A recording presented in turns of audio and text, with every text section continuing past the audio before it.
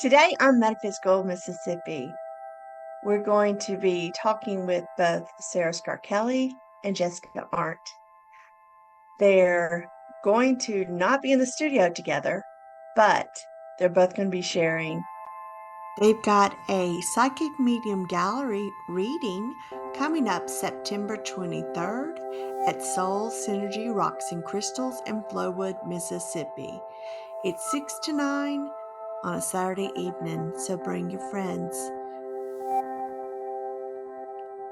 Now let's join Sarah first with your hosts Emily, Hester, and Krista too.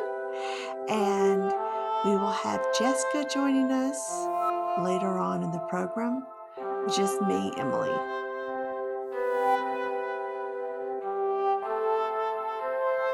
Happy to have you here. And you're doing it solo, but in a couple of weeks, you're not going to be solo. You're going to have your partner, Jessica, with you. Yes. Yes, Sarah, we're so glad to have you. We have been trying to have you and Jessica on every 3 months or so for your gallery reading, and you've got another one coming up. It's all Synergy Rocks and Crystals again at the end of the month. I think we said that was September 23rd. Yes, That's a ma'am. Saturday night. So if Yeah. you're looking for something to do on a Saturday night with your significant other or your friend, or come with your friends. Come with your friends. Yes. 6 to 9 at Soul Synergy. Well, I'm going to jump in for just a second because, it's fall. It's soon to be fall. Is it really? I mean, come on. It's soon to be fall. Well, degrees out. I mean, are you sure? It doesn't feel like fall. I think you got a memo I didn't receive. Yes.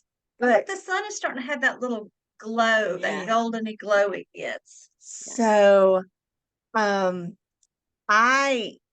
wanting to hear, I want to talk about kind of not really the spooky, but the spooky part of mediumship in this podcast. I mean, I know that you like to resonate or hang out in more of the positive, but I know Krista has some questions that are going to be talking about the possible lower frequencies and vibrational. But I just going to throw out a couple of questions and then we'll address it.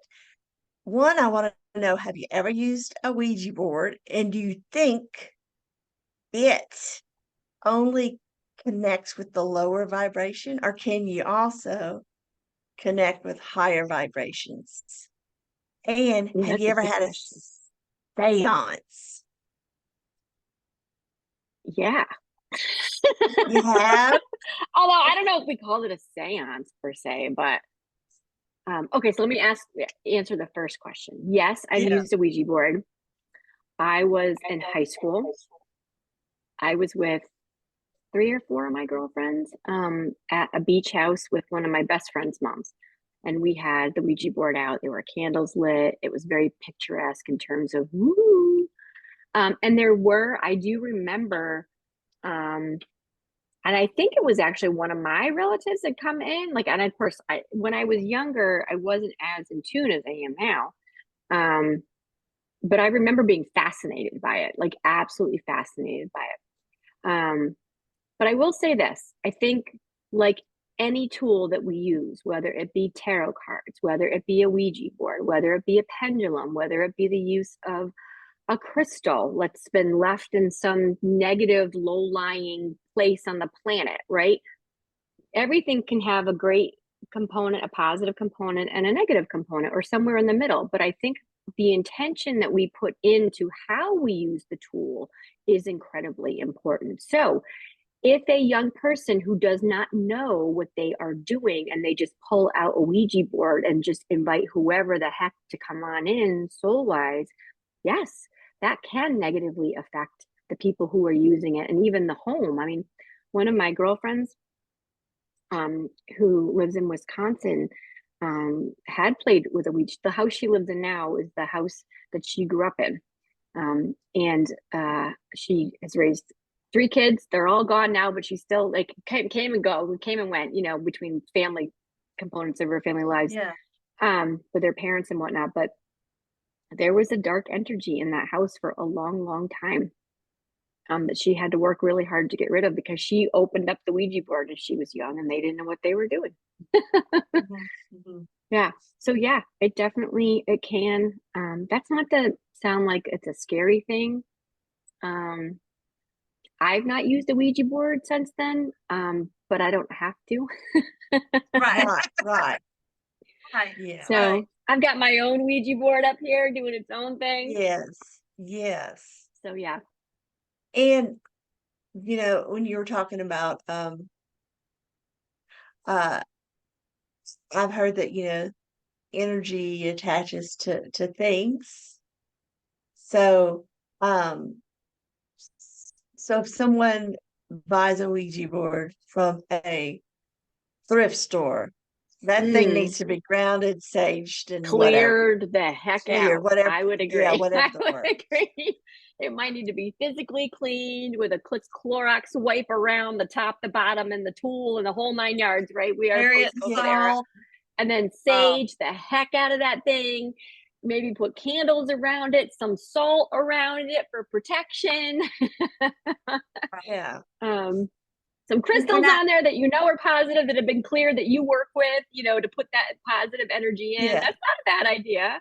You know, when you Yeah. open up a Ouija board, or even when you work with a pendulum, you know, your intention to say, I would like to receive, please allow me to receive message for my highest good today, right? So if the intention is positive, and if you really know what you're doing, you don't want to invite anybody to the spiritual party because that's not cool. People who you may know or were known with the folks that you're sitting with, to be available to come through. Again, it's just a Yeah. tool. And so I feel like, and I could have a different perspective on it tomorrow, that because like I don't think necessarily a Ouija board itself is dangerous, but because of all the even just because of all the negativity that has surrounded the Ouija board, that intention Mhm. has made it be something that certain lower vibrational energies may be Yeah, more that's a good attracted point. to, or people like I think we said a minute, like if people have the intention that this is scary, then it's going to be scary. Or here's another thought. What if it's all just a bunch of bullshit? And I've never played with a Ouija board, or And what if somebody's subconscious mind is thinking of somebody, or like, and then because you put your fingers on that little rectangular, Mhm. right, the triangle thing, and then you kind of move it around. That's the whole idea of like letting it kind of move and shift. I don't know. What if it's more of a subconscious human thing than it actually is a spiritual tool? which is still Yeah. very interesting. But no, that's something I have to always ask myself, because I do, not every day, but I do work with pendulums, Mhm. and sometimes I cannot let myself look at the pendulum because I'm like, am I energetically manipulating Right. the Exactly. I pendulum? think that's also valid for muscle Or testing it's like, too. am If I you're, energetically yeah, manipulate without realizing? correct, Mhm. right? So I Um, was mentioning muscle testing too, the study, the kinesiology and how you can use your body to as a pendulum, or how to use like even your fingers to get an answer. And I know that my Sarah self, my emotional body can like impact the finger testing that I can do directly. So I always have to check, is that my ego? Or is that for my highest good and it is actually a message? So I think those are just important checks. Like for some people, their little finger flick, this is my flick, right? My name's Sarah, is my name Krista. So it's just it's a quick little resistance, or it's it pushes through. but even that, because it's connected to my body, and my emotional body is a part of my physical body at this point in time, it's all connected. It's like, the vagus Yeah. nerve from the brain to the gut. It's the same highway, Mm-hmm. Mm-hmm. So I don't know. I'm actually, it might not be the best person to ask that question to. It's not my preference of a tool. Yeah. Yeah. And when I started exploring all the different these kind of metaphysical things, my kids were still at home at the time, and they all dabbled in one form of metaphysical or supernatural thing or another. Teenagers tend to experiment, Right. but that was the Yep. one thing I Ooh, let did you see them. that? My light just flickered. Oh, it's amazing. Yeah. Oh, it still did. Oh, I got chills. Still did it. I know. Oh, there it did it again. Okay, I got chills. We're just gonna move that around and see what happens. Yeah. It's funny. Right before I get to doing a reading, most times that thing will be like, ooh, crazy. Trying to talk. Yes. Yeah. And we've spoken before that spirit moves energy, right? And Right. electricity is a form of energy, like the light bulb that's up there Yeah. and the wires that are inside. Mhm. Love it. So, Oh. Anyway, I'll just finish this real quick and then we could go, because I've got so many other things we can talk about. That was the one thing I wouldn't let my kids bring in the house or experiment with, was the Ouija board, just because I was like, I just don't know. Not that I was afraid of it, but I just didn't know, so I wasn't going to yeah, take that chance. right. But I think, tarot cards could be used thought about the same way, right? And I think it's all about learning how to use it properly by somebody who's skilled and trained. I just took Duan's tarot card class, and I had never used them before. And now I have a much better understanding of how to use them, and they would be an awesome tool to use in the toolbox. So I wonder if somebody had more experience with a Ouija board and could teach people actually how to use it. That'd be pretty cool, actually. Well, Really I cool. can't. This was years ago, so I don't remember. But I remember listening to a podcast to a person who seemed like a very psychic medium, very much a love and light person, and that the Ouija board was one of her tools, and that's what the podcast was about. Was So cool. to lessen that stigma that it has Right. around it, because of how it's been. I think it's because of how it's been used is Or why portrayed in the media, is in why it is. movies, of course, right? Because it fantasizes and it lets the brain go in all kinds of different places. And truly, just what I learned about the tarot cards too is that they perform their own function, right? But they're not a negative tool. The basis of the tarot card is for positive information. Right. So, for example, if you were to pull the death card, it's not that somebody's going to fall over tomorrow. It just means it's an ending of a cycle, of a life cycle. That's it. It doesn't necessarily mean that somebody's going to pass away or that you're going to pass away. It just means you've completed a part of your soul contract, and you've learned something pretty big or just gone through something pretty big as a part of your body's rental in this physical form right now. So it's actually a positive thing. It's a really positive card to pull. Thank you. That means something else new is coming along. All right, let's get into it, right? Because in life in general, we got to make room for the new things, which means something has to go, something has to die or move on. Right, and we're constantly learning new lessons. Spirit is constantly giving us new lessons to connect with, to dissect.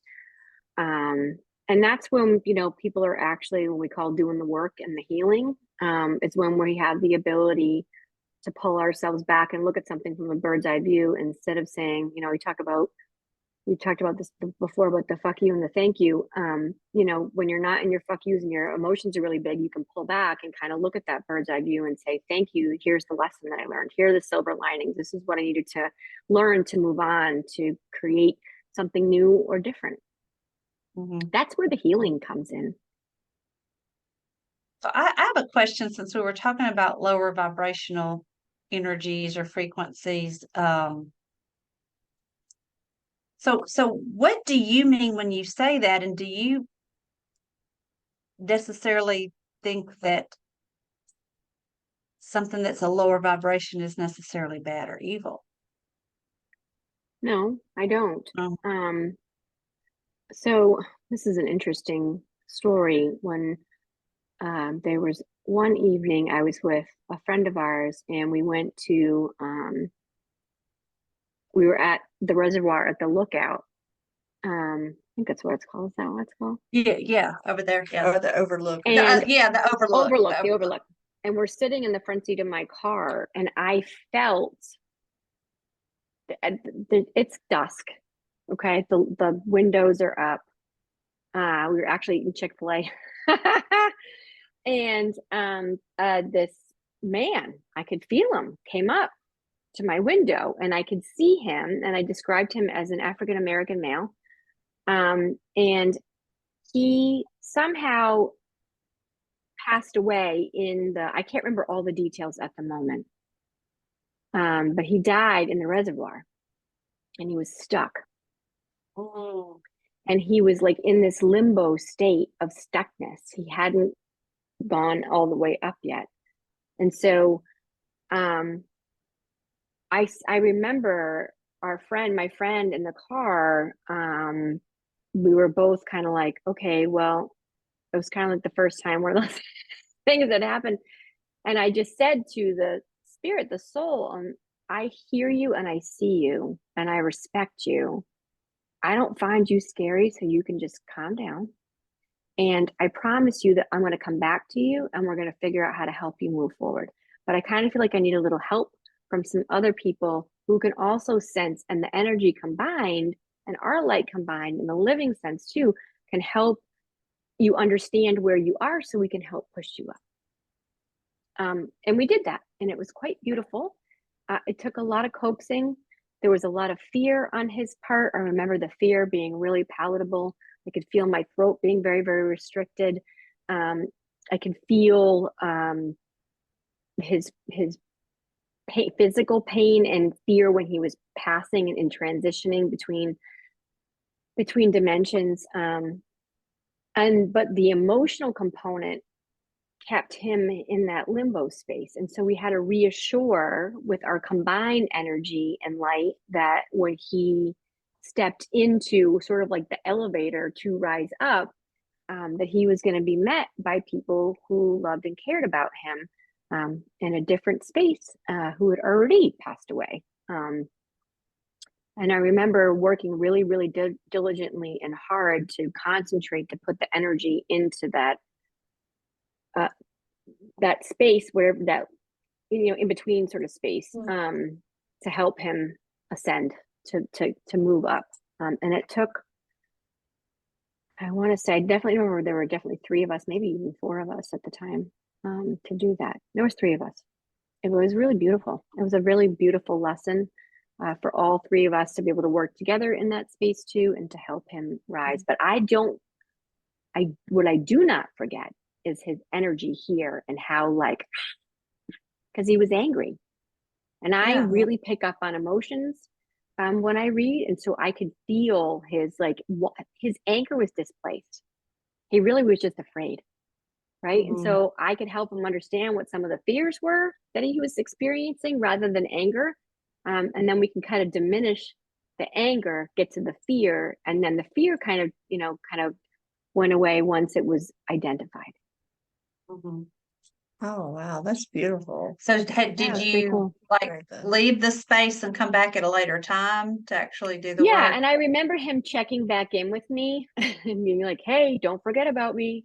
Don't forget about me." And I was like, "Dude, I'm not gonna forget about you. You keep coming in my field, and I can feel you." And I remember telling him, "We're not forgetting about you. We just got to find the right time and the space to do what we need to do." And so we had to come back together. We were at the reservoir, close to where I had initially felt him and seen him in my car, and we were able to help him move forward. So that was pretty cool. I'd forgotten about these. Are great questions. I'd forgotten about that. Wow. So I think we may have touched on this in a past podcast, but we ask it in a different way. So, you know, you're a medium. Well, you're also a psychic, and you are practicing medium. But I think a lot of us do not only believe but have experienced that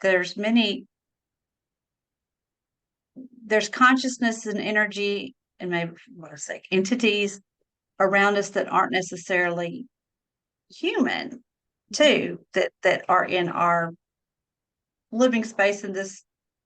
They may be in other dimensions, but they may be sharing the same space with us. And is Or that can something you're transfer comfortable? and move and transient. And yeah, I can feel a lot of that.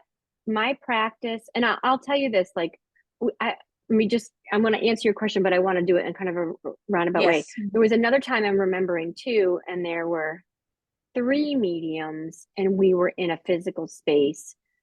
Somebody was living on one side of a house, and the other side of the house was vacant.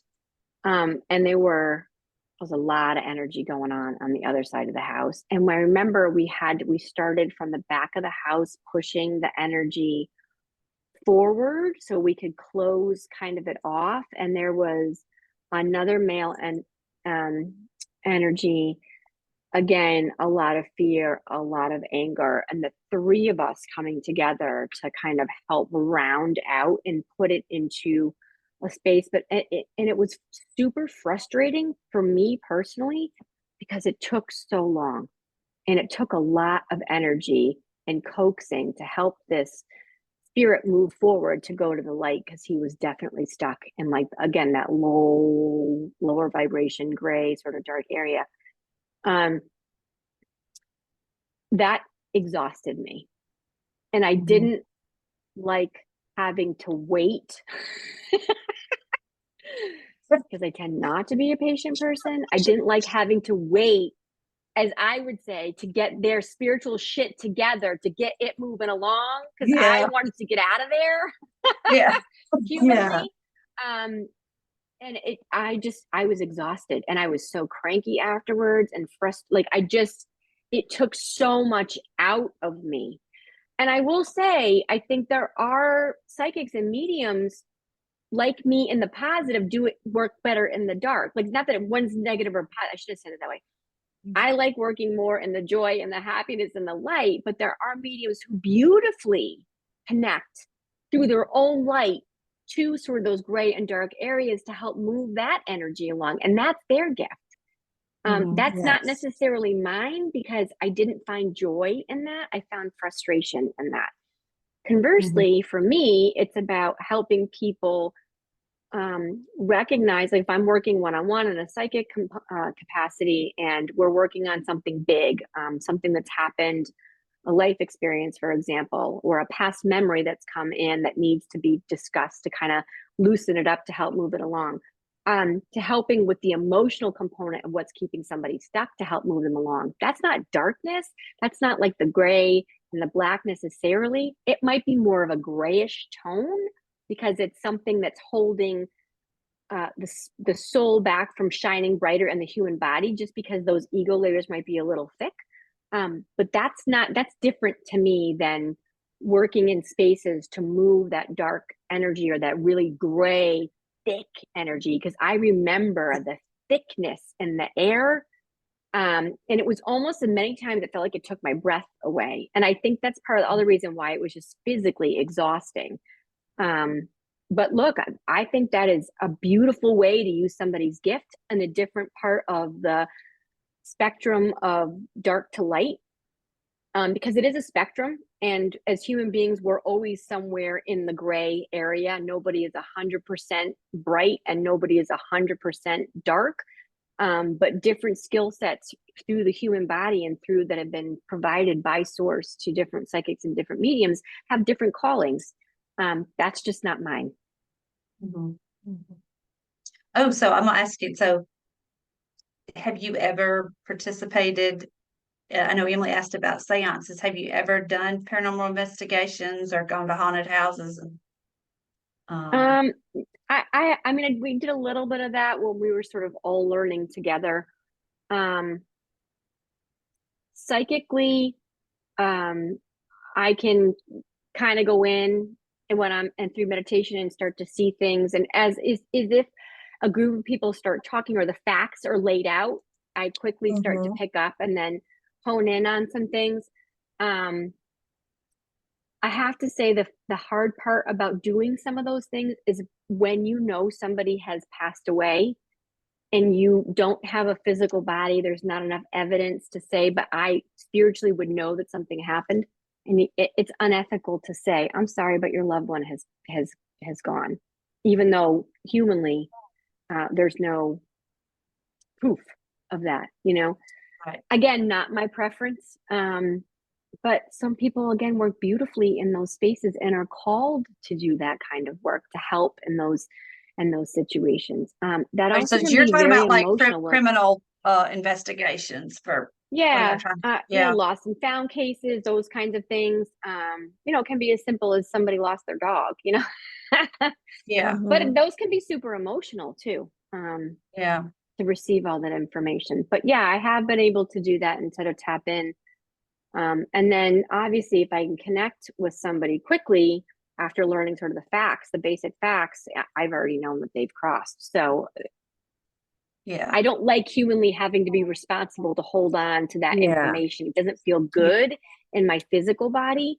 I commend those who can do it because it's their calling. It's just not mine. What is your thoughts on if reincarnation does exist and a soul has passed on into another, it's a person that we may have known has passed on and they've come back in, you know, into a new life. Can you still communicate if they're in another vessel? You know, through Yeah, you I don't believe so. I've not had a lot of experience with that. My understanding and the feelings that I get in my physical body, the messages I've received, is that the people who have crossed stay sort of in their soul is moving, right? Has left the physical body. The rent is over. The physical body's died. The soul has been pulled back up to the fifth dimension, or what some of us know and believe is called heaven. And in those spaces up there, it's like you go back, and I know that when I read for people, there is, and I've explained this, I think, before, there's like this, I see it as a rainbow arch, like a horseshoe at the top. That rainbow is just light.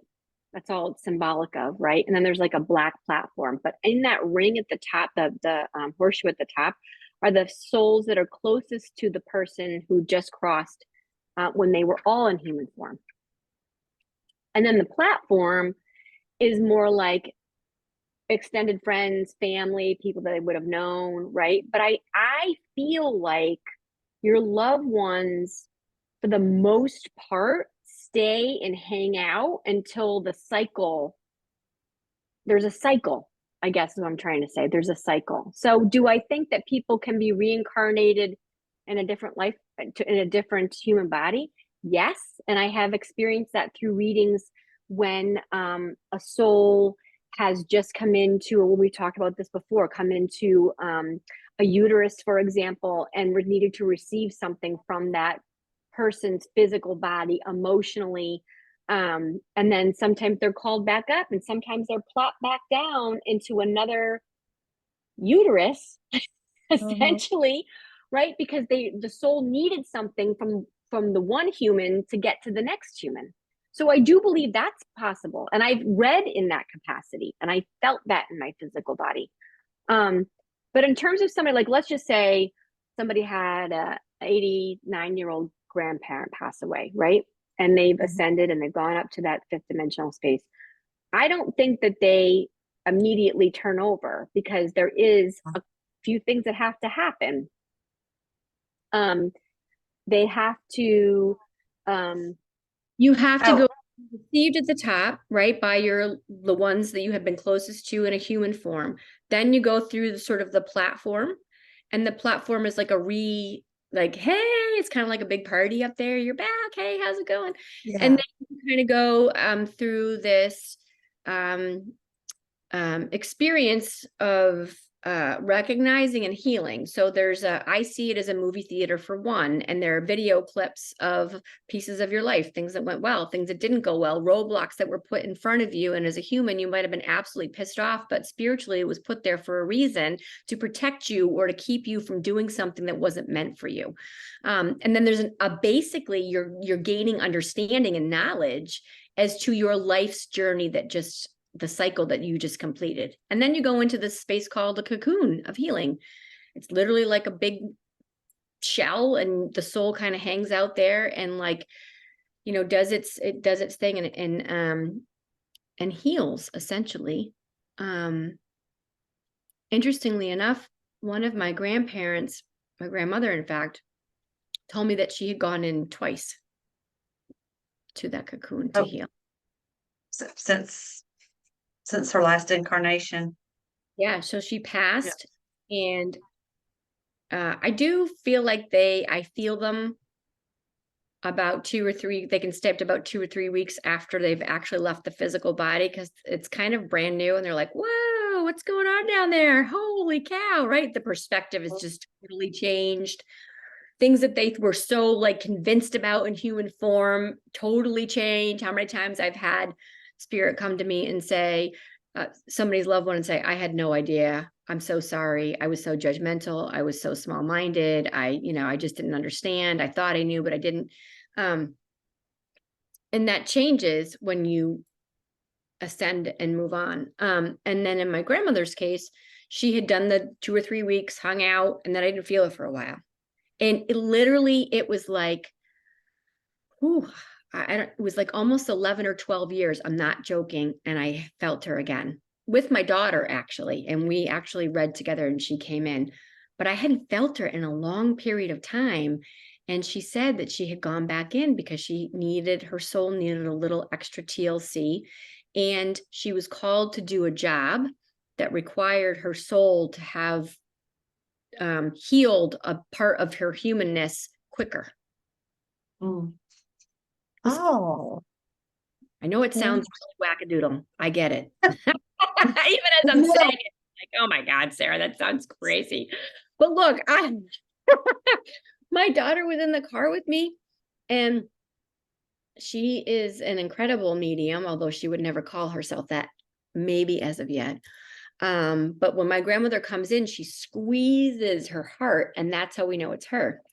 And that's what she did that night. And then she was able to connect with her too, and share some things. So it's kind of cool, because we were reading together. And I had never experienced somebody say that they'd gone to the healing chamber twice. So that was pretty cool. A new experience for me.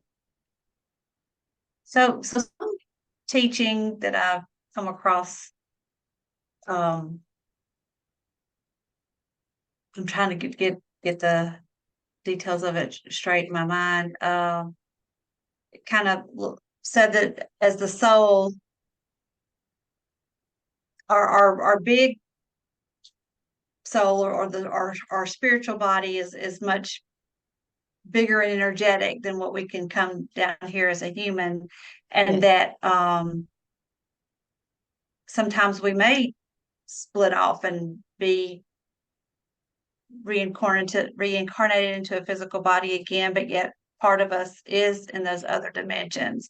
And so if that's possible, is it possible they can tap into the essence of who they were in a past life from that other dimension to give a message to someone? Am I making sense? We're getting so deep here in the weeds. I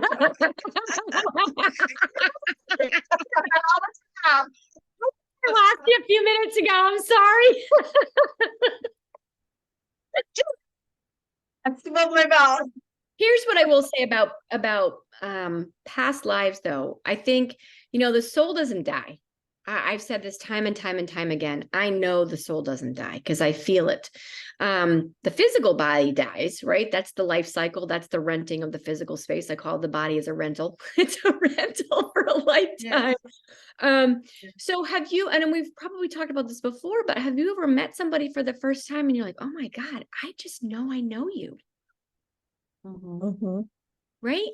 How many women I work with a lot of women, and they're like, I met my soulmate out of the blue and I did not see this person coming from a mile away, like threw me off guard, completely unexpected. Everything I thought I knew had to go out the window because there was this pull that I couldn't explain, and this connection emotionally and physically and sexually and all the things, human and spiritually at the same time. And it was like, boom, it was like a firework.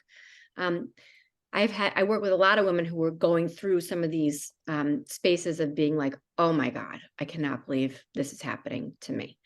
Well, it's because your soul knows each other, and they're like, it's like, hey, we're back.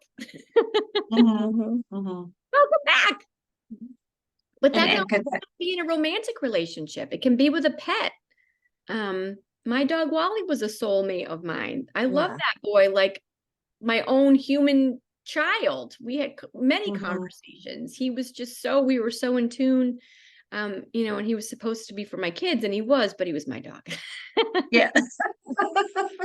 But even in friendships and kindredness and spirit, and with friendships, I have a friend, one of my best friends.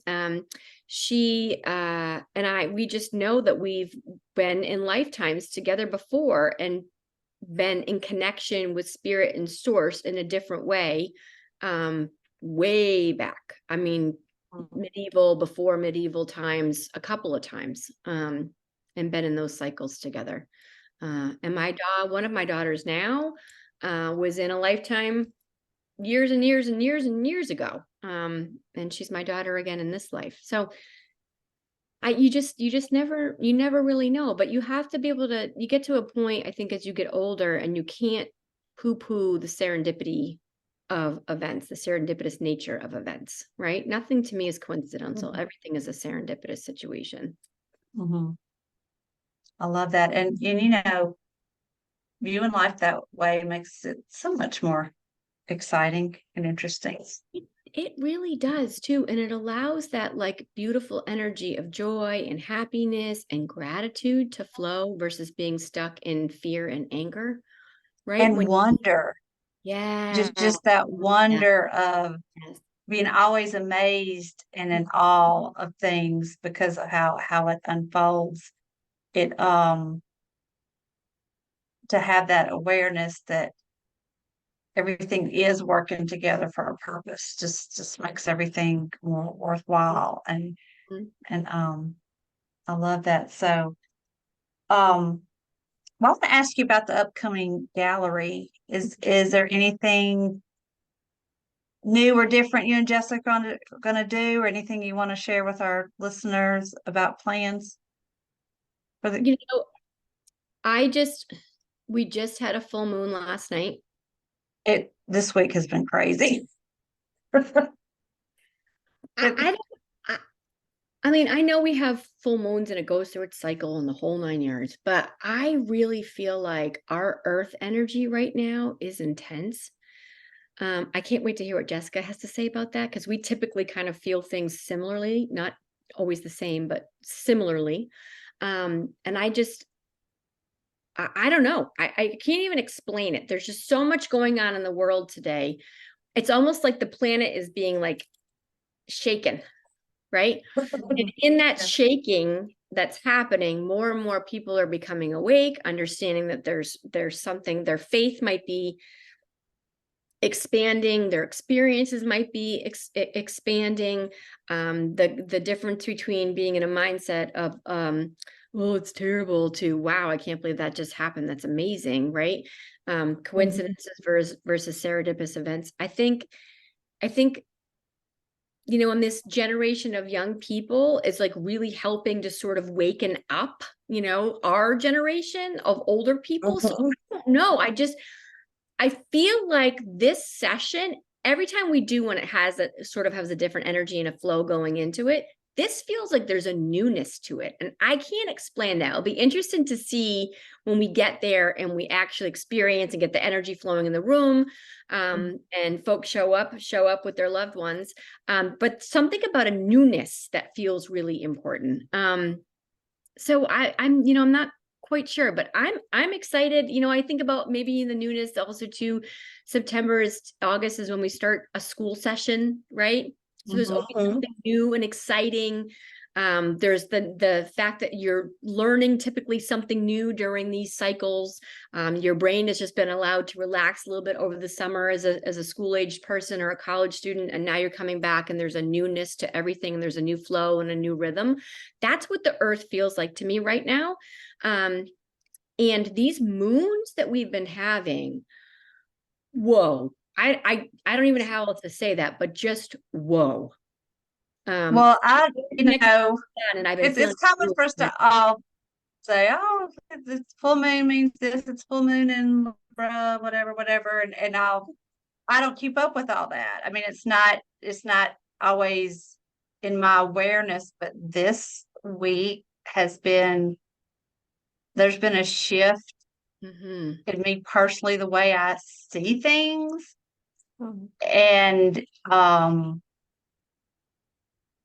only do I see things differently in myself, but everything, even with other people in other situations, and for like everything, it's just like this week has been a shift of some type. Yeah. I can't put my Do finger you on it. resonate with that newness, that something new or fresh, or? I hadn't thought about it that way, but as you're saying it, it does. For me, my analogy of it was that a new light. This is how it's just coming to me for me personally, is it's like there's been a shift in my perception of light, and that the light, things are being brought to light in ways I haven't noticed before. And that's a new thing. It's new. So it is, it's like I'm seeing things in a new way. Yeah. Something I've been feeling too is the power of setting the intentions to come to a manifestation. Oh, yes. And I've been feeling that super, super, super big in my body. But with that comes a responsibility, because now more than ever do we need to be responsible, or conscientious is a better word. Have a neutral awareness of what we're manifesting. Because if we can do this, I mean, it's important, but that's a responsibility. Think about the healing we can bring when we can manifest powerfully in a seance together with people. Think about oh, yeah. But also, and I'm not trying to go negative, but think about the damage we can do if we're not careful.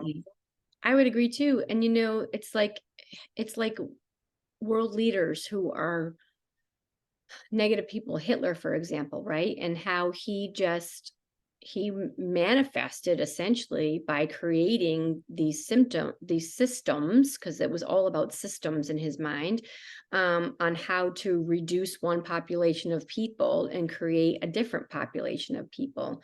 That was awful and horrendous and negative energy, right? And then people got on his bandwagon and he did things because of fear.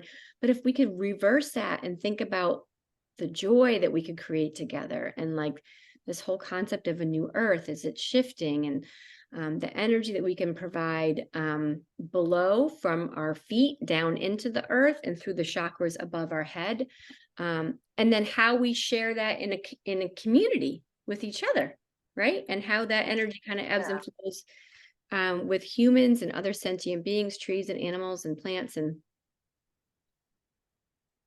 yeah. I mean, it's kind of an odd thing, but I've been noticing my plants are like growing bigger bolder, stronger. Wow. Well, that I'll have to note. I'll have to look at my plants and say I haven't really noticed it, but It's yeah. just awareness, you know, and it's creation, right? It's new. Mhm. The growth is new.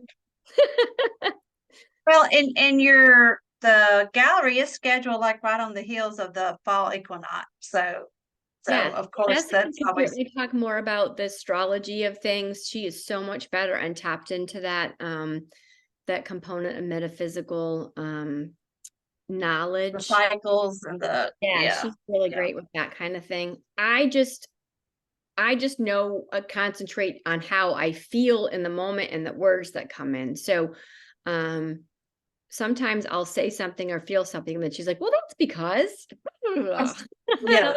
oh, thanks for explaining that to Okay, me. thanks. I felt that too. Yeah. We look forward and hopefully we'll all see you on September 23rd. I would love to see you all. You know, the funny thing is, you know, we've said this so many times. When we have friends come to gallery readings, just because we know you does not mean we know all the people who have passed before you. Okay? Like, let's just about that. How many times has somebody come in our community, for people from our community that we might know well, and we don't know. And it's different every time. It's different every time. So I would ask people if they're interested in coming to experience something new. Maybe it would be their first time to come and experience a mediumship gallery. Maybe they're curious. Maybe it's just so close to Halloween that it feels kind of spooky and fun to do on a Saturday night. Awesome. Right. I like Jessica. So actually, and I totally welcome that. We want this might be the time of year that even for some of our friends or other members of the metaphysical community who have come to gallery readings before, pre-Halloween is a great time to bring other people that normally wouldn't go to something like that, but they'll do it close to Halloween as a fun thing to do.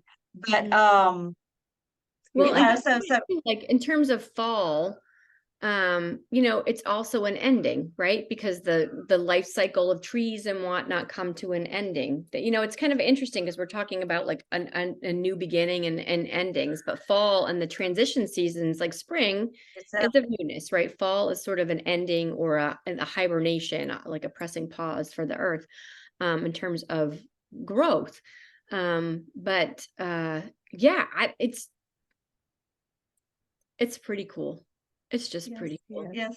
Well, we love the work you and Jessica are doing, and so we will have Jessica share her input about the upcoming gallery also. And we just thank you for coming on. Thank you. We look forward to seeing some new faces, some old faces. You know, it's beautiful too. I really appreciate when new folks come and then they've had this profound either experience for the first time. Maybe they have not gotten a reading, but the evidence or whatever comes through is so big and bold that you can't deny that it's a real thing. And then they might come back to Soul Synergy or another place that we're reading or a one-on-one reading and go, oh my goodness, whoa, right? That's the beauty of what Jessica and our gifting is capable of doing, is to deliver those messages for healing, for people to move on, to become more connected with their soul, to do their life's work and move on in their journey. So it's quite an honor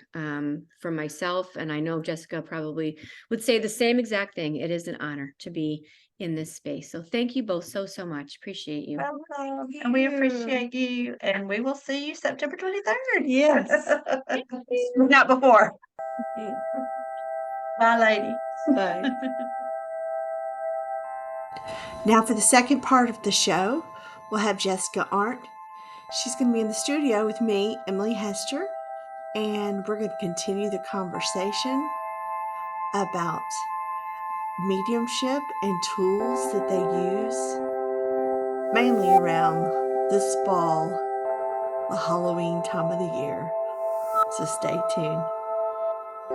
Jessica, we're so glad to have you on here. We just spoke with Sarah. We're excited about the Medium Gallery that you'll have in September. And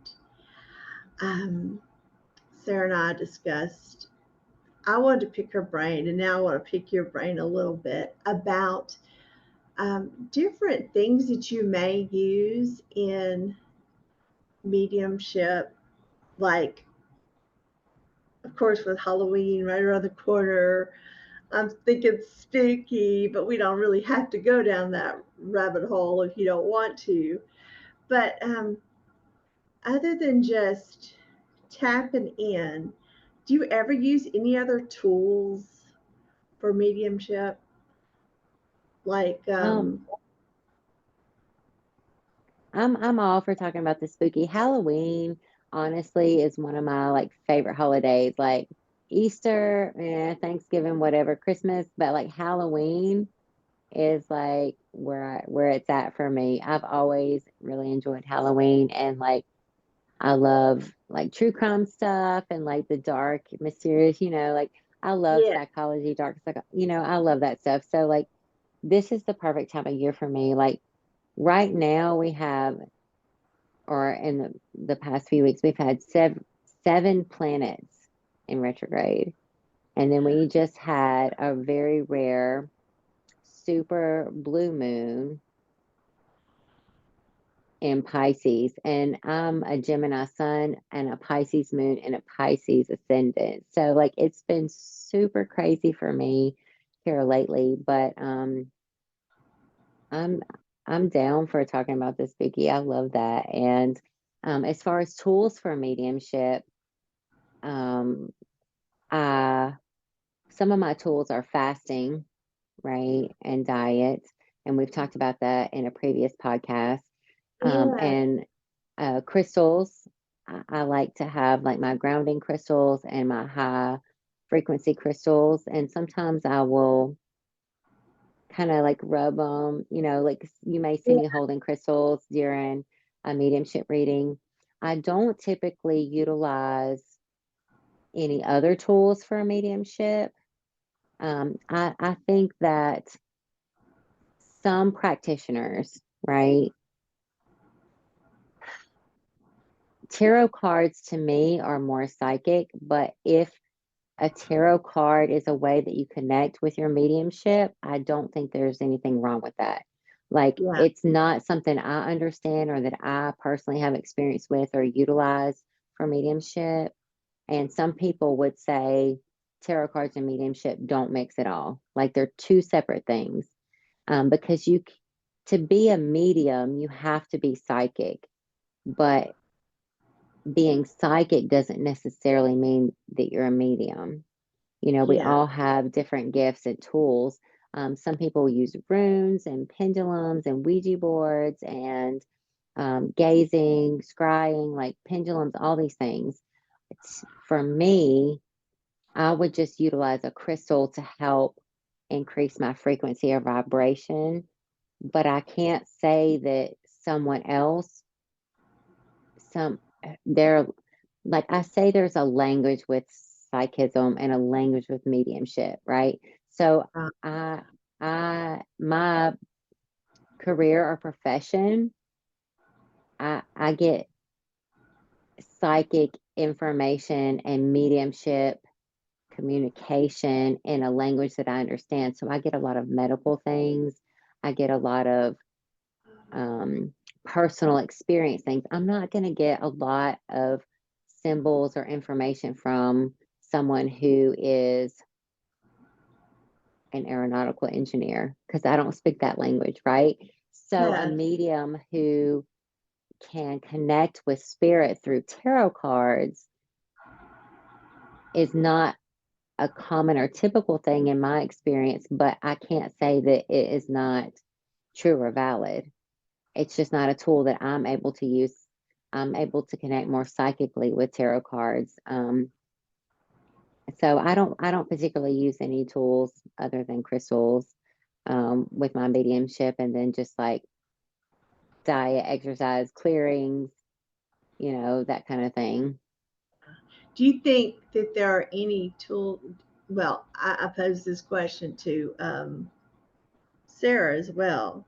Do you think that some tools that are used, like a Ouija board, um, pulls in specific types of spirits, like lower vibration spirits?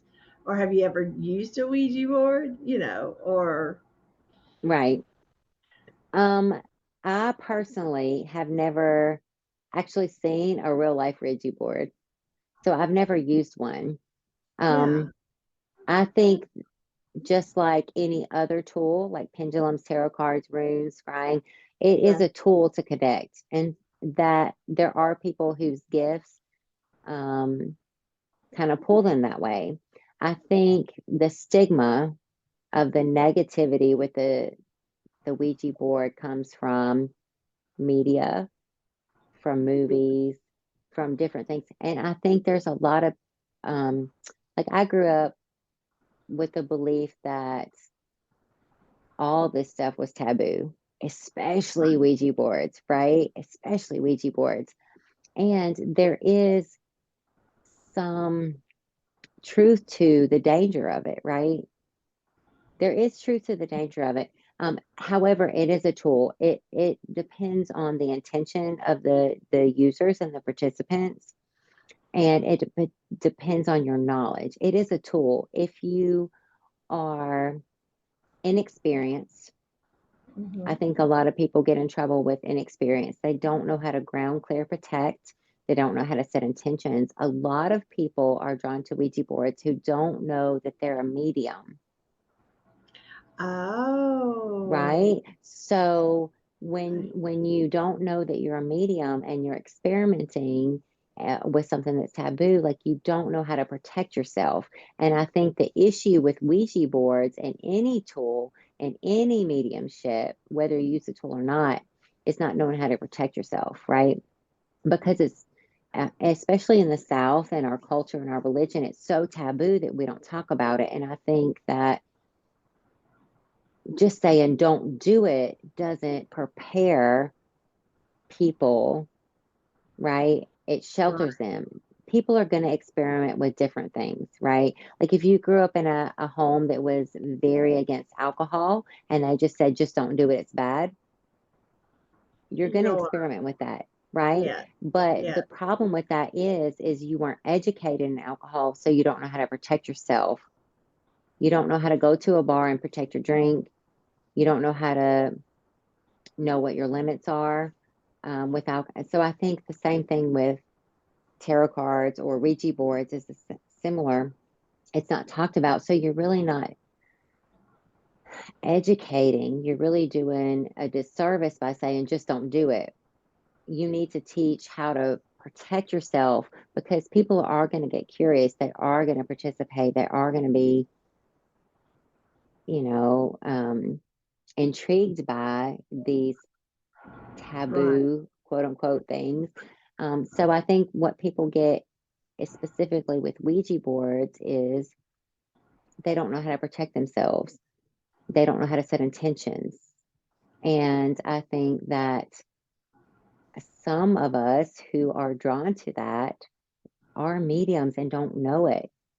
So we're inviting in things that we don't realize are a danger, or we haven't been educated to the differences and the frequencies and energies and knowing who we're communicating with. So that's the danger in it. If you understand how to utilize the tool in an appropriate way, if you're educated, you know how to ground, clear, protect, you set your intentions, you do all the things, right? And things can still go wrong, don't get me wrong. Like, but the problem is not the tool. The problem is not understanding how to utilize the tool in an appropriate way to keep yourself protected. That if someone is interested in connecting with spirits or loved ones, now you're making me feel more protected, like going to a, a person who knows how to put that protection and set the right intention like what you are, a medium. You know how to do that. And you know how to deliver a message and connect and clear. So it's it's a wonderful service that you're giving. And like, yeah, my brain's just thinking. That's okay. I I play with the pendulum some. Hmm. I don't have medium. I'm not a medium, but I know I am psychic. Do you think like, it works for me? It responds for me when I ask it questions. It's dead on, yes, no's, straight away. Um, I haven't taken a pendulum class. I've just seen other people do it, and it does. Uh, do you think, well, having the ability to use a pendulum, is that useful? I mean, that doesn't mean I'm a medium, right? That means I just have psychic abilities, or I'm able to connect spiritually.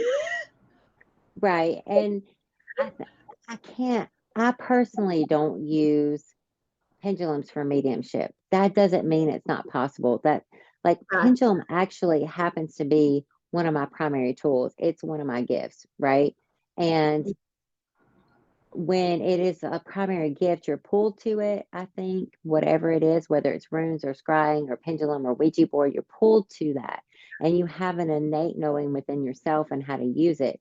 I do think it is a good idea, and I recommend to anyone to educate yourself on the craft of how to use it, make sure you're using it appropriately. And that's only to protect yourself, right? So I think in whatever way you use to connect, to receive information and spiritual, it's just important to ground and to clear and to protect yourself, because our goal is to receive information, right? It's to receive information from our higher selves, from our teams, from a loved one that's passed on, from our ancestors, wherever it's coming from, but for our best and highest good, right? There are people who use these tools for dark arts, and I'm not judging them. You know, I think there's a opportunity and a place for everything, right? I could learn things from people that I don't agree with the way they practice, vice versa. So, I think if a pendulum speaks to you, right, Mhm. and you're able to utilize it and to protect yourself and get clear answers and communication, do that. We're drawn and pulled to the things that are our gifting, to expand and to grow with that. No, I'm still Bible, you know, God, creator. That's who my higher power is. I talk to creator. Um, so what I do now is I pray over it first, and I call in what I call the Holy Spirit to come talk to me through it. And I'm like, in Jesus' name, just to put that out there, just in case, because I am Southern. Right, right. And that's the But way that you use to protect yourself. And I uh, use the term source, or a God of your own understanding. So whatever you connect to as God's source, all unconditional loving energy, right, to come and guide and protect you, that's who you call out to. And that's always important, to protect yourself and to clear and to get accurate information. right.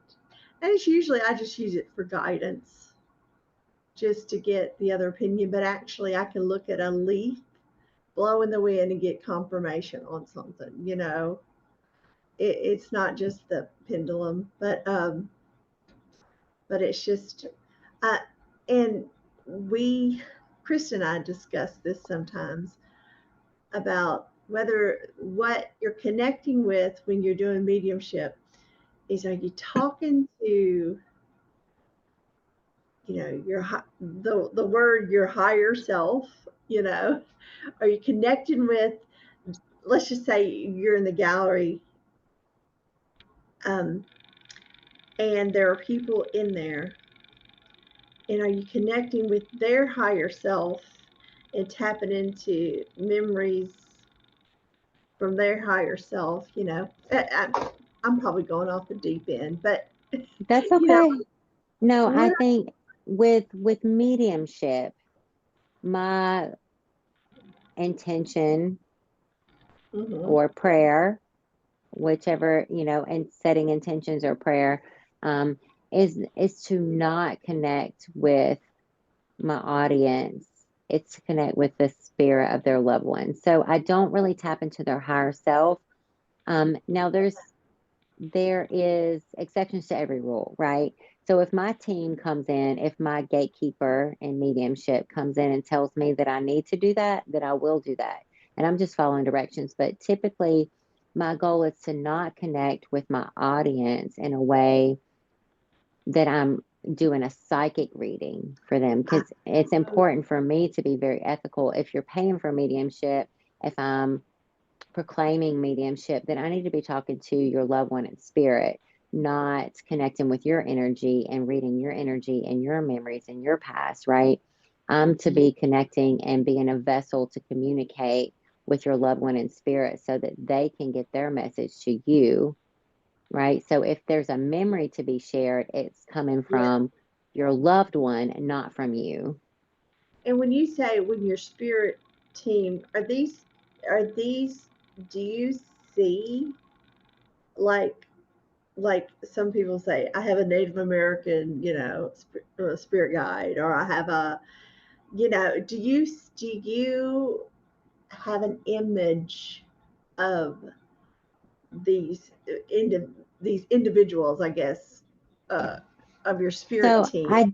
I do. It's kind of it's dual for me. So I do see certain individuals Mm-hmm. in my spirit team, but I also feel them energetically, a frequency as individuals, but I see them and experience them frequency and energetically also as a team.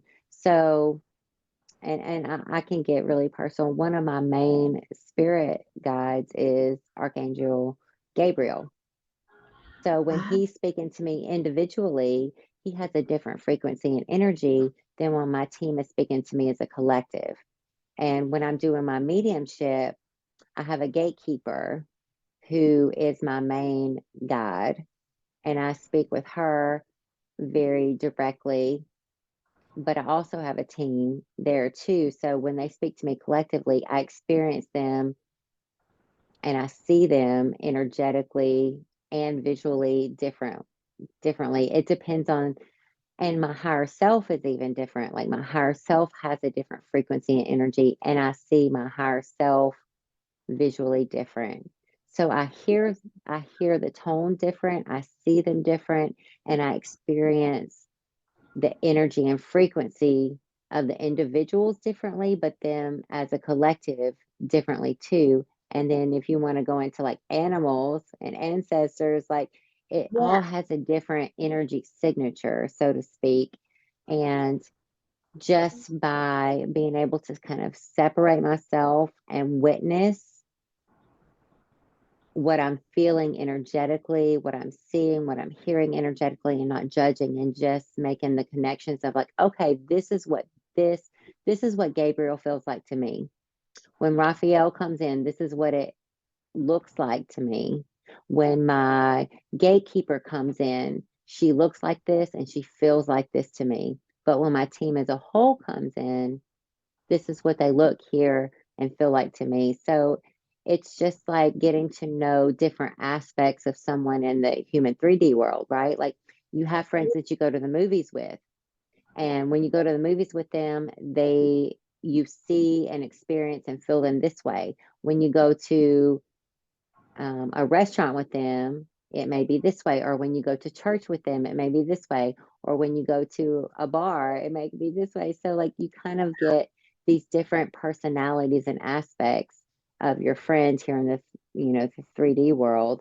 And it kind of is a parallel to like the spirit world where you get these different personalities. And when you go out with a group of people, your best friend may act differently in a group of people than they do one-on-one. So it's just kind of like getting to know what they look like, what they sound like, what they feel like energetically in different situations and scenarios, if that makes Now, sense, I guess. how does the same team help you psychically? I'm sorry, say that again.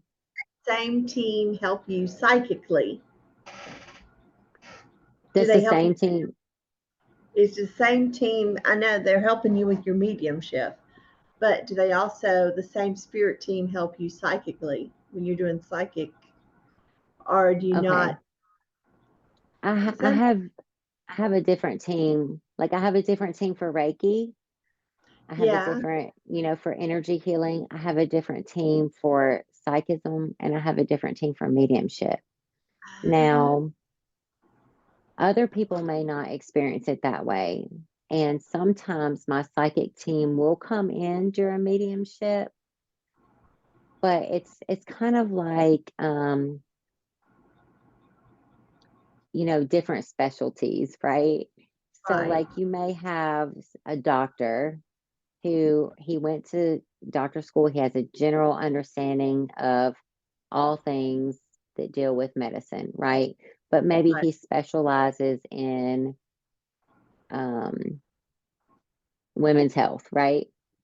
Yeah. So I speak with this doctor about my women's health. It doesn't mean that he can't put puzzle pieces together from other aspects of my medical, his medical background, but he specializes in women's health. So it's kind of like my psychic team comes in and they help me with my psychic stuff. And when my mediumship comes in, like they are specialized in mediumship.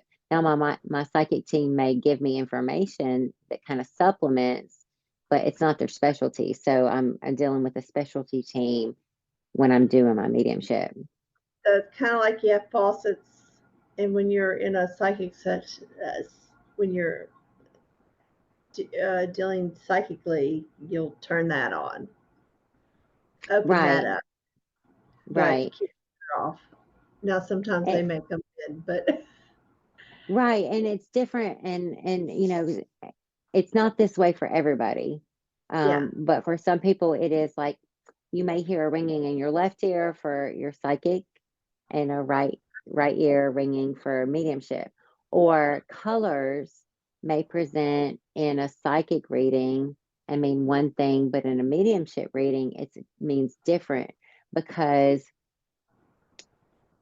the language that I speak with my psychism is based on my history and my experience and what my team tells me, right? That this is what this means. It's like a symbolic correlation. So, for example, if I see the color blue in my psychism, it may mean a male, or it may mean throat chakra, truth, freedom, But in my mediumship, my goal is not to interpret, right, what I'm receiving. If a loved one in spirit shows me the color blue, I have to ask them, what does blue mean to you, and what does blue mean to your loved one? Because blue to your spirit communicator, your loved one, and to my sitter who I'm reading for in mediumship may have a totally different meaning. It may mean the ocean, or it may mean a pool, or it may mean a blue bird,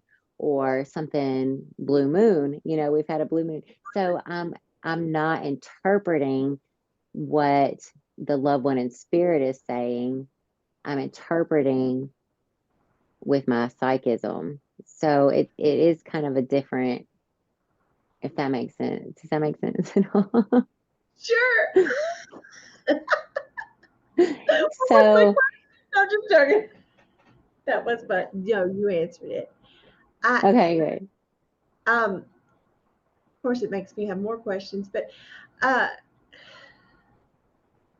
so you obviously are. I don't know all the clairs, but I think there's clairaudient, Hmm. clair clairseeing things. What is that? Yep. Claire, whatever. Um, and so, what do you feel is your most powerful Claire? What's your strongest Claire? I thought it used to be seeing Yeah, and or hearing, and it changes over time, right? As you grow and heal. But I yeah, think just claircognizance is clear knowing, where you just know, and you know that you know that you know, and you don't know how you know it, but it just yeah, feels true. It is true. And then I receive other validation of my knowing that it's true, whether I see something or hear something from my mind's eye or from my human eyes in the 3D world.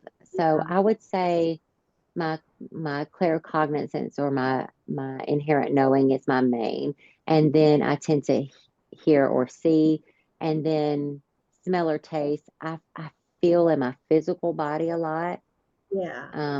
and that's clairsentience. So feeling either emotionally or feeling in your physical body um, is a clairsentience, and that's high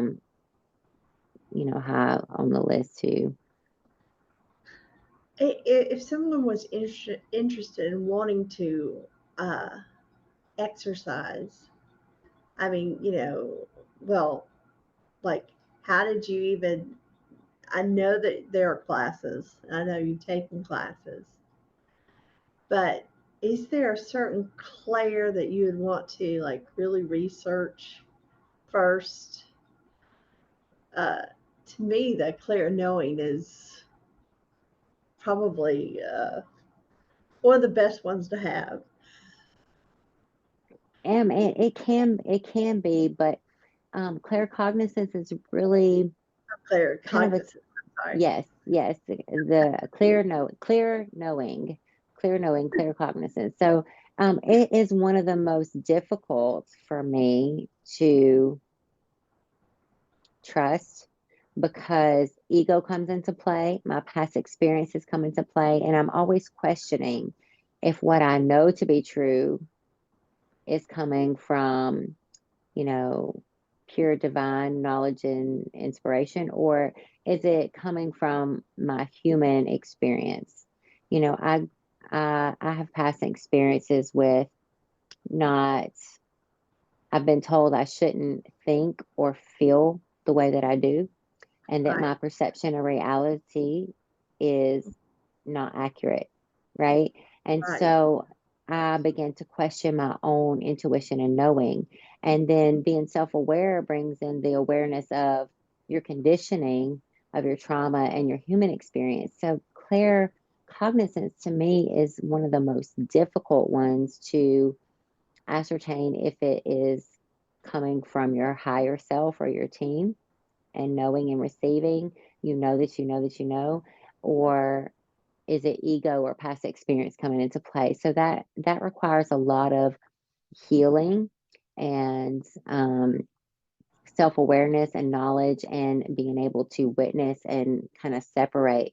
And but there's sometimes where you're like, I don't need to know the question, I don't need to know the outcome, and I don't need to know the answer. This is the truth for me, and I just know that it's true, right? Like there's sometimes where it's just like done.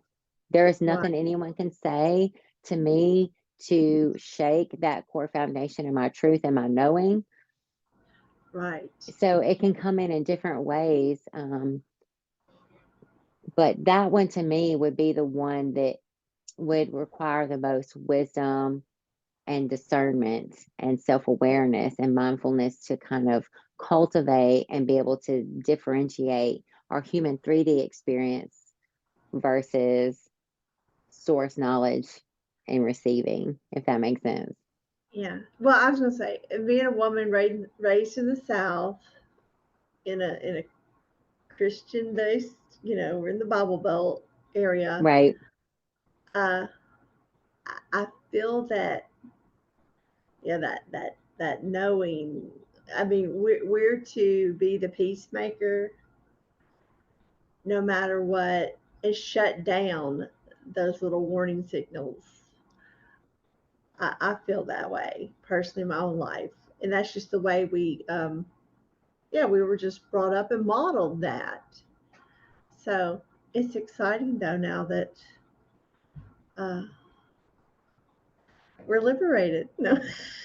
Yes, but it's a difficult task. So back to Yeah. your question, if anyone wants to work on developing a Claire, I would think that would be the most difficult because you see what you see and you hear what you hear, and you have an understanding or a knowing if it's coming from you or from outside of you.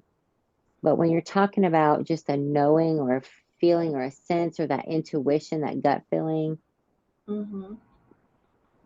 as women, especially like you said in the South, right? Like we're taught to question that, and our reality, we're gaslighted, it's distorted, Yeah. and so I think that is the one that requires the most wisdom and discernment and work to clear away all the clutter, and to trust in what you're getting, and to be self-aware. So I think that's why it's so important to work on ourselves and healing so that that one can come in more accurately, more clearly, without bias. So that's the one that I struggle with working on the most, and that I think, um, if you wanted to narrow one down to practice with, to remove the ego, to get that clear, Yeah. open communication is more challenging. Thank you, Jessica. Now, let's move into, have you had any spooky mediumship experiences? Yes, yes, of course. You like to share them? I have not had any spooky mediumship experiences as a educated practicing professional medium, right? Right. I had those experiences where I was uneducated. I didn't know I was a medium. I didn't know how to protect myself. I didn't know what I was getting involved in, and mood altering substances or mind altering substances were involved, right? So, Gotcha. Ouija boards are a thing, are a tool that people can use to unintentionally invite those spooky experiences in, but also mind altering and mood altering substances are Yes. included because, and for instance, alcohol, right? It's a Mhm. mind and mood altering substance, and it lowers our defenses, lowers our inhibitions, and we open up energetically when we drink. So That's true. we have to be very conscious of what we're taking in and who we're around and how to protect ourselves. So I have had some experiences, not with a Ouija board, but with mind and mood altering substances where I have had some very spooky experiences. And and it was one, I didn't know I was a medium. And the person that I had this experience with, I don't think she identifies as a medium, but she is a medium. And Yeah. she had an experience with the Ouija board Oh, prior to us meeting up and taking some of those mood altering substances in. And it was kind of intense. It was kind of scary. And we made it through. We leaned on each other for support. We didn't know what we were doing. We didn't know what questions to ask. It was very taboo. We didn't even know if any of it was real, like it was just this like experience that we both shared that we couldn't describe. But ultimately, I feel like we were protected. I feel like our teams came in and protected us and placed us in a bubble of protection. Um, so I think even though we may have experiences with these things where we don't know what we're doing, and we don't know how to protect ourselves, our team and the universe and the God of your understanding, source, they are looking out for us and they do protect us. And those are their lessons to be learned. And once I started educating myself and taking classes and understanding, like, I realized what happened and what my giftings were, and how before I even was aware of them, they were showing up in this amazing way. But it was traumatic. Don't get me wrong, it was traumatic. It was traumatic. It was scary. I will never forget it, but now having, been removed so many years and having education, I can look back on it and say, okay, this is what happened. This is why it happened. This is where I went wrong with that. And now I know every time I have to do this protection. So it was, Yeah. I've had some spooky experiences, um, 2 or 3 in particular, that were undescribable, Right. and question my sanity, honestly. But it was meant to happen the way that it did, and it was part of my journey to help me where I'm at now. Not everyone has that experience, and I feel for those people who, have those experiences and aren't able to ever like really disconnect or clear from them, or don't have the support system. Or I'm grateful for my teacher who was able to explain to me what happened and help me use it in a way to grow versus to be stuck and stagnant in it. And, not everyone has that. And, it's really unfortunate. Does Sarah had mentioned, uh, well,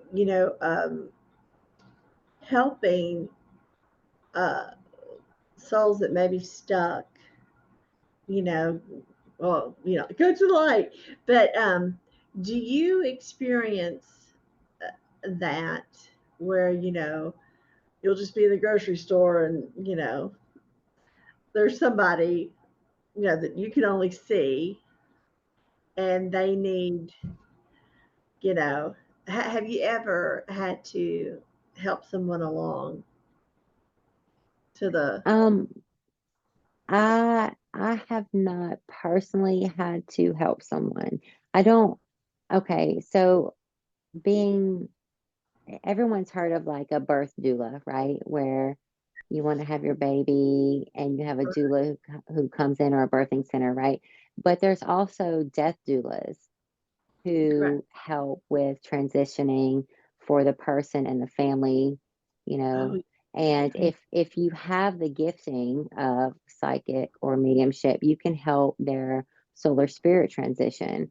I feel called to that in the future based on my um, career experience and knowledge, that yes. may come up for me. But as far as strictly as a mediumship practitioner, I have not experienced that. I have experienced um, loved ones, souls who are afraid of moving forward and crossing over, who are stuck or stagnant, who are having difficulty, who are confused, who are lost.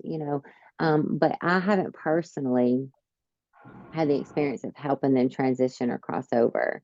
Um, but I have had experiences with those souls or energies who are kind of stuck, Yes. if that makes sense. But I haven't been able, I don't, I'm not saying it, I couldn't do it or it's not in my gifting to help them cross over.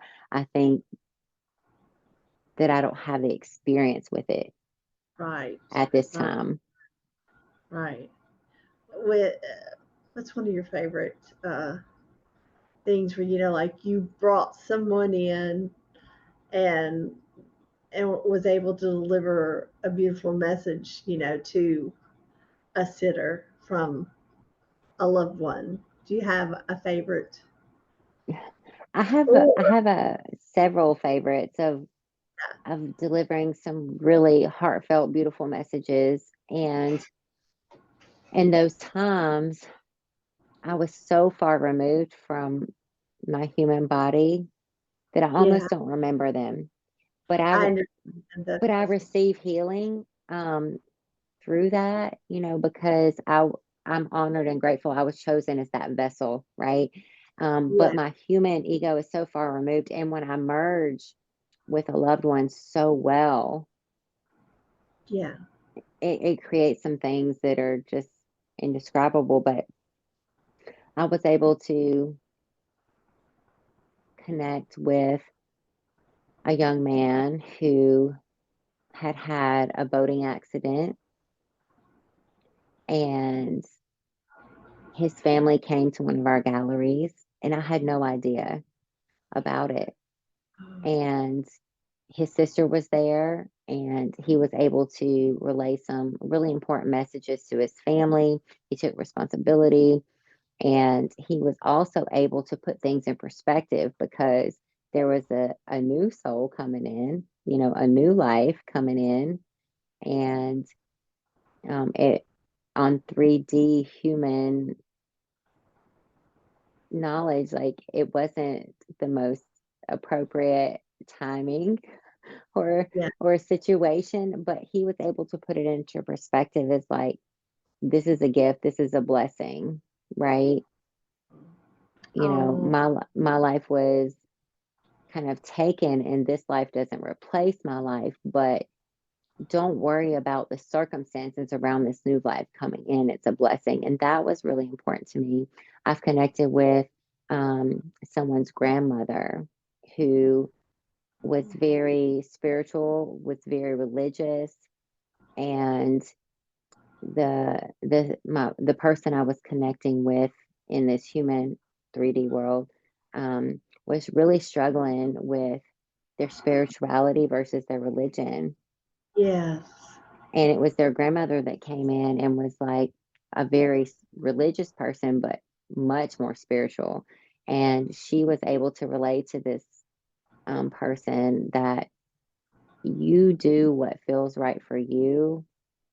There's no judgment. I'm proud of the person that you're becoming, right? And you need to own these gifts and step into it. So, like, there was a really positive message there. I've had some really just profound experiences where I just felt so humbled and honored to be the conduit or the vessel. And Mhm. my human self is witnessing this, you know, from the sidelines. Yeah, And I can I can merge with our loved ones in spirit so well that it's not even, it's just flowing so seamlessly through it, that I am them. It's like we're yeah, sharing the same energy. And so those ones are the most memorable and healing for me um thus far. You know what I mean? Like yes, I, yes. where Beautiful. I'm able to just remove my human self enough to allow them to kind of use my body as a vessel to communicate, and I feel what they Yeah, feel, I see what they see, and I inherently know what their loved one needs to receive from them in such a beautiful and positive way to help them grow and heal and reach their highest potential. Those are the ones that are the most profound to me, and speak to me personally, you know, life lessons. mm. I, and I really like um how you. Well, I don't know if you call her the gatekeeper, but I really like how um having that group does protect you and only allow uh, an interaction for the highest good to happen. Does that make sense? Yes, All and in, I always set my intention that way. There are practitioners whose gifting is to deal with those lower frequency and vibrational energies. Um, and one of and I may be speaking out of turn. Honestly, I'm not as educated in this as I would like to be, but my understanding as limited as it is shamans are one of the practitioners who go lower into the 2 and 1 dimensional frequencies to create and facilitate healing for us humans here, right? So I go up. That is my gifting. I go up in frequency and connect that way. But there are practitioners who go to the 2nd and 1st dimension to create healing. It's just a different technique. It's just a different tool.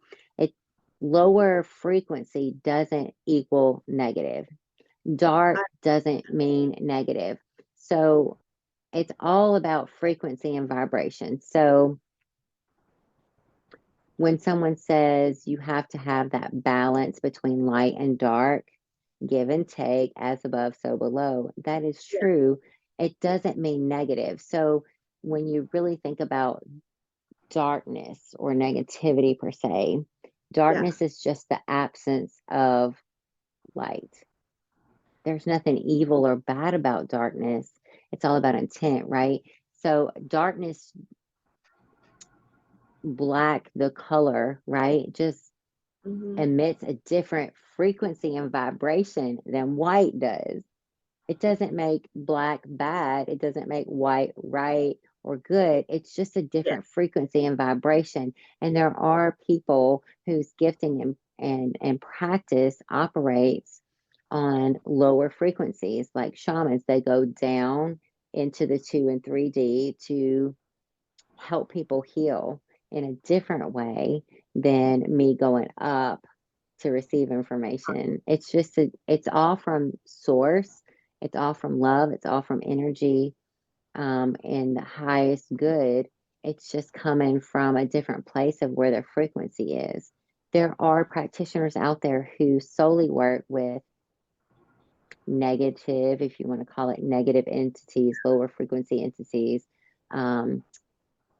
evil, some people would call, or dark or demonic, like those people, their gifting, it comes from the light. They're using their light source and source energy to deal with those things for their best and highest good. And it's all done in light and love. And it's their calling to be called to do that. It doesn't make them a dark person. And in so many ways, I honor and respect them because they have to know when to make their energy really big and when to shrink it down really small. They need to know when to zig instead of zag. And there's so many more things that they have to do to clear and cleanse and ground and protect, to help energies move, whether they're lower frequency, whether they're malicious or not. Like, they have a whole different thing going on. Like, I'm all over here working in light love. Like, it's all up here for me, like it's just a different skill set. It doesn't make one good or bad. There's just different skills and techniques and practices and understandings that you have to be able to work with helping souls transition, helping lower frequencies or energies transition. It doesn't necessarily mean it's evil or bad. Some are. I'm not going to say that those things aren't out there, but we don't focus on those because we don't want to attract those things to us.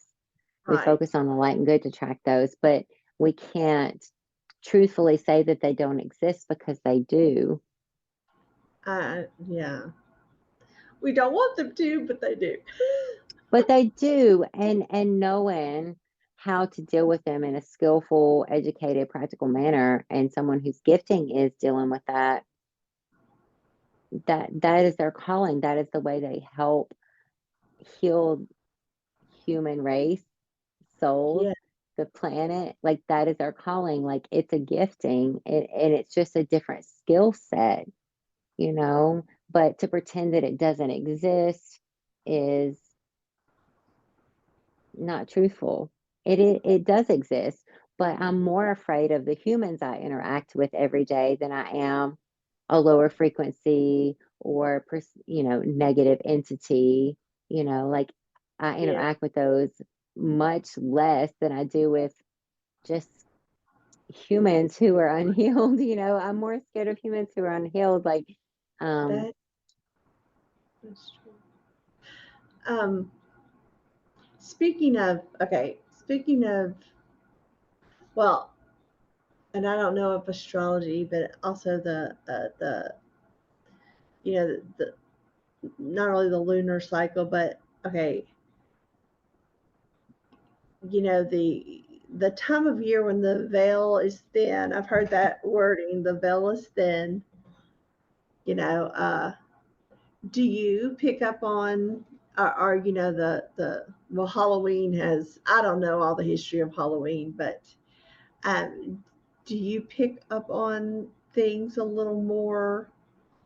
Uh, are you is your mediumship a little more like am I more perceptive on different like times of the yeah, year? Yes. yes, However, my focus and my gifting is more towards the veil thinning on the upper side, right? There are yeah, people whose perception is more on the lower frequency. Like I said, that doesn't mean negative or bad, hmm, but the veil is thin all around, all the way around. There are times where it's more thin, and I'm more perceptive to those things. Um, but I also one of the things I do to protect myself is I don't walk around with my like open sign on, right? Like I have set hours, I have business hours for my psychic and mediumship, more so my mediumship, because it's a different energy, and it's my psychism is more my team, my higher self, my things coming in, and I have less control over when I receive information that way.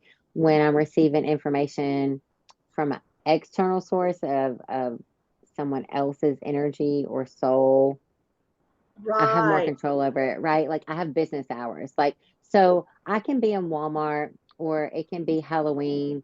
And while the veil is thin, if my open sign is not on, you can knock on my door all you want. You can ring that doorbell. I'm not answering. You know what I mean? Like it would take a really strong spirit or my team allowing access, my higher self allowing access to a spirit or a loved one to come in when I'm not open. It has happened where I'm not open and someone comes in, right? But I still have control over that. I can still say not now, wait, later. I didn't give you permission. Um, I'm dealing with some things, but typically it's my team or my higher self that will allow it to come in when the veil is thin and my open sign is not on, you know. Um, but I am more perceptive during those times, but I have free will where I can choose to direct my attention to that or not. So there are more times where I'm more perceptive and open, and there's times where the collective or the planets align in such a way, or there's a certain timing of the year where the veil is thinner and we're more open to receiving or perceiving information. But ultimately, we all have control over when and how that happens. I can't imagine like having my open sign on all day long, like driving down the road or going to Walmart or trying to, you know, just do errands, right? Like that's totally exhausting. Like I don't have that kind of energy. So I pretty much stay off unless I have something scheduled going on or I'm intentionally trying to connect. Um, that doesn't mean some don't see through the cracks, but Jessica, have you ever used your abilities um, to help solve any mysteries? when I was taking classes, that was part of what we did is we looked at maps, we dowsed, we tuned into the person who was missing or whose spirit had transitioned. and gathered information from them to help the police locate their, remains and things like that. And I've tuned into some bigger conspiracy theories, like randomly, that were really unsettling, actually, like some of these things that we think or we hope aren't true are true. And it can be disorienting, it can be confusing, it can be saddening. It is difficult to see and experience how humans treat other humans. That has been really difficult. But ultimately it serves a higher purpose of, allowing our souls to speak and to relay information for healing, right? So when we've done crime scene investigations and we're trying to connect with the victim in some way, whether they're living or not, right? Whether they transition or not, it's all about creating healing for their families and for themselves to move on. It's not about punishment and justice and all these things, which the human world will take care of, but it's all about healing. And it can be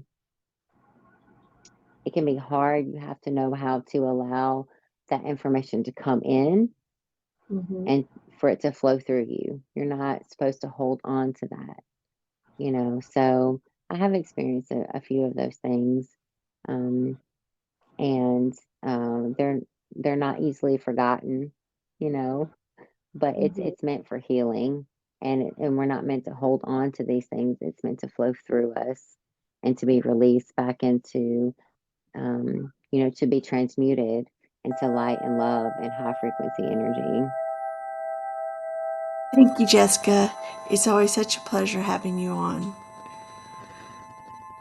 Everybody, make sure to go on out and reserve your spot for their Psychic Medium Gallery reading, scheduled for September 23rd at Soul Synergy Rocks and Crystals.